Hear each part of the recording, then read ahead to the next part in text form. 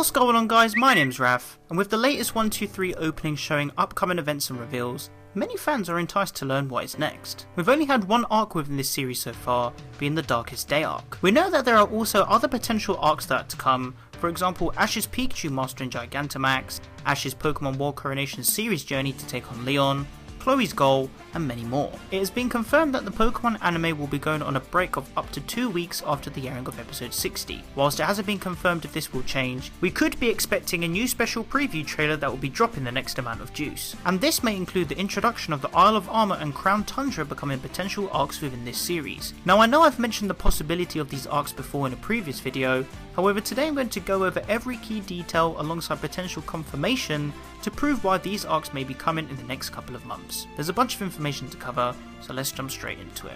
Don't forget to leave this video a like to show your support, and I'll be sure to bring out my next video shortly.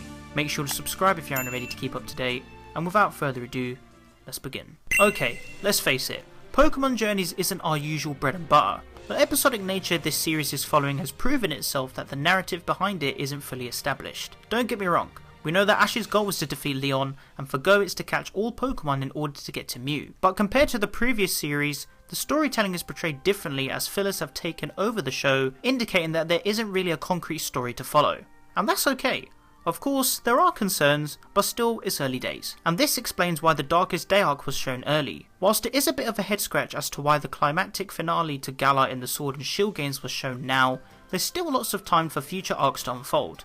And that's something we're going to be looking at today with the Isle of Armor and Crown Tundra. As we know, both segments of these expansion pass events in the Sword and Shield games focus on their appropriate legendary Pokemon, Kubfu and Urshifu in the Isle of Armor, and Calyrex, Spectier and Glacier in the Crown Tundra. Once again, new merchandise lines have appeared, alongside extra details from reliable sources that could point these arcs in the journey's direction very soon. Let's now explore all of the details we know, including the potential plot points and theories to unfold. Before I begin, the details I'll be discussing are in no particular order. This is just pure speculation. Merchandise, merchandise, merchandise. Once again, it never fails to be a well-known source for teasing, hinting and leaking upcoming events, information and captures in the Pokemon anime. The first merchandise line showing a potential indication was shown back in October 2020. Since the newer year, we've been seeing loads of new merch lines surface, potentially implying that the supposed arcs are coming in the approaching months or summer. Some believe the Isle of Armor will be a summer exclusive, and the Crown Tundra will come in the winter, following the seasonal themes respectively. Now it's all good us knowing that this merch is coming, but where's the validation? Well, thanks to my friend Paul Ryan, he may have an answer. Pokeshopper was able to confirm that new figurines featuring the Galarian legendary birds alongside Calyrex is set to be revealed in May 2021, confirming that Kubfu, Urshifu, Regis and the bird trio are getting a lot of merchandise for May and June to tie into the anime promotion. Further updates are to follow, of course. The Gary and Iris episodes are looking likely for April, with these new potential arcs to follow in the months after. With all of the new merchandise showing the newer Pokemon tying into the credible sources, it seems like the Isle of Armor and Crown Tundra will be coming very soon. In terms of plot point, it's going to be intriguing to learn how these legendary Pokemon will play a part into Journey's episodic nature. For the post-game of the Sword and Shield games, it's not known what controversy will be caused seeing as these are aftermath events coming mid-2021 whilst Journeys is still airing.